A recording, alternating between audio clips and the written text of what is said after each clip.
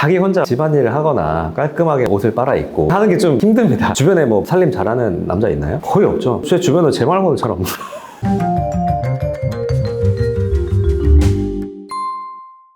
안녕하세요. 막막할 때 가장 먼저 떠오르는 이름, 좋은 변호사 안면입니다. 변호사님, 혹시 이혼을 하시고 뒤늦게 후회하시는 분들이 있을까요? 되게 좋은 질문 해주셨는데 오늘은 이혼하고 나서 어떤 경우에 후회하는지에 대해서 좀 말씀을 드리려고 합니다. 이혼 관련된 상담이나 이혼 소송을 진행하다 보면 이혼해야지 라고 생각을 가지잖아요. 그분이 상담 오는 비율이 또 상당히 낮습니다. 또 이혼 같은 경우에 상담이 굉장히 많고 실제 이혼 소송까지 이어지는 경우는 그렇게 많지가 않아요. 실제 이혼해야지 생각까지 하고 변호사까지 상담까지 갔다가 비싼 수임료 내면서 이혼 소송까지 가는 경우는 극히 드물다는 거죠. 그렇게까지 갔으면 정말 많은 생각을 했을 거란 말이죠. 그럼에도 불구하고 이혼을 하고 나서 또는 이혼 소송 중에 괜히 했나? 라고 후회하는 경우가 꽤 있어요. 보통 이혼을 하는 이유 중에 가장 큰 게 감정적인 이유가 제일 크죠. 이 사람은 나 정말 안 맞아. 이걸 참다가 이건 도저히 못 참겠어 하는 경우에 이혼을 많이 하잖아요. 이혼 소송 처음 딱 시작했을 때는 감정이 굉장히 격해져 있습니다. 갈등이 가장 극대화됐을 때 이혼을 하잖아요. 그런데 이혼 소송이 한두 달 안에 끝나는 게 아니에요. 6개월이든 1년이든 이제 오래 걸리거든요. 그렇게 하다 보면 초반에 처음 시작했던 그 감정이 점점점 사그라들면서 후회하는 경우도 있더라고요. 제가 오늘 이걸 말씀드리는 이유는 뭐냐, 고민도 많이 하고 비싼 비용을 들여가면서 이혼 소송을 시작하고 나서 막상 이혼까지 다 됐는데 나중에 후회를 하면 안 되잖아요. 그래서 이런 경우에 후회를 할 수 있다라는 것을 충분히 알고 하면은 후회를 많이 줄일 수 있다. 여러분들에게도 좀 많이 도움이 될 것 같아서 이 영상을 찍어봤습니다. 재밌는 게 남자 여자가 처한 상황이 좀 다르기 때문에 이게 다를 수밖에 없는데 어떤 경우에 이혼 후회를 할까요? 남녀 공통적으로 미련이 남는 경우에 후회를 많이 합니다. 조심해야 되는 게 뭐냐면 미련이 사랑의 감정이냐, 그거보다는 미운정이 되게 무섭습니다. 싸우고 해서 나랑 안 맞아, 너무 미운데 눈에서 안 보이면 또 계속 생각이 나. 이런 것도 사실 미련으로 봐야 되고 이런 경우에 좀 많이 후회를 하시더라고요. 상담하다가 보면은 어떤 분 같은 경우는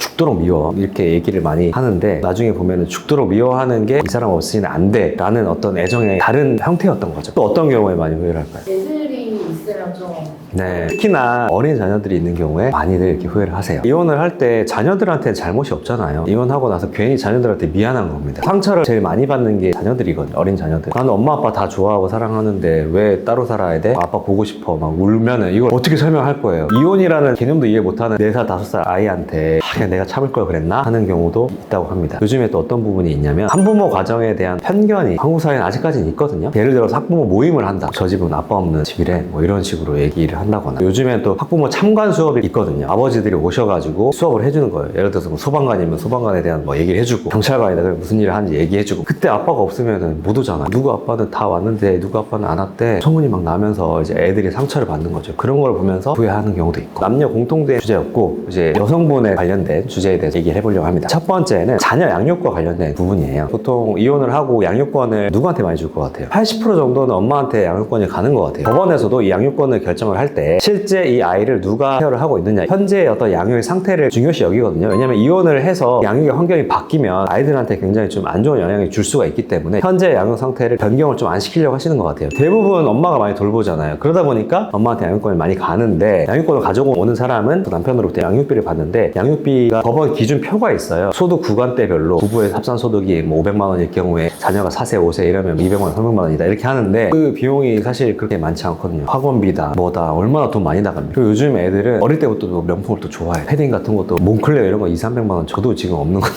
여자 혼자 양육을 하다 보면 양육비로 너무 부족하고 하다 보니까 많이 후회를 하신다. 양육비만으로 부족하니까 이제 일을 해야 될 거 아니에요. 일을 찾고 하는 과정에서 어려움을 많이 겪어요. 여성분들 같은 경우에는 결혼을 하면서 커리어를 계속 이어가는 경우도 있지만 그만두고 한 5년 뒤에 다시 일을 시작하려고 했어. 경력이 단절됐잖아. 경단녀라고 많이 하죠. 다시 일자리를 구하는 게 너무 힘들죠. 그리고 또 구한다고 하더라도 좋은 일자리를 구할 수가 없어요. 정규직은 구하기 좀 힘들고 마트 알바나 소득도 낮고 일이 힘들고 고용 안정성이 좀 떨어지는 일들을 구하다 보니까 많이 힘들어 하시죠. 또 이렇게 소득은 엄청 줄어드는데 예전에 있던 생활 수준을 유지를 못할 거잖아요. 피부 거래도 받고 코트도 하나씩 사고 이렇게 했었는데 이제는 애들 키우는 것만 너무 힘들어. 남자분이 술 마시고 들어와서 힘들다고 이렇게 얘기할 때 좀 더 잘해줄 걸 하는 그런 후회를 뒤늦게서야 하는 경우가 있습니다. 마지막 세 번째, 돌싱. 이혼녀라고 하면은 주변의 시선도 따갑고 그렇게 찝적대는 사람들이 있어요. 일하고 하는데 남자 동료들이 이혼한 여자라고 다 알고 있다 보니까 술 한잔 하는 밤에 에이 뭐 이혼했는데 왜 그러냐. 남편이 있을 때 이렇게 사이는 안 좋았어도 남편의 존재만으로 우울되고 담이 돼서 쉽게 못했던 사람들이 이혼했다고 하니까 그렇게 하는 거를 실제 경험을 했을 때 참 많은 자괴감을 느끼기도 하고 힘들어하는 경우도 있다고 합니다. 그 다음에 이제 남자 같은 경우에는 어떤 부분이 가장 힘들까요? 집에서 살림 이런 부분이 좀 어려울 것 같아요. 이거 한 단어로 표현할 수 있을 것 같아요. 호레비 냄새가 나는 거죠.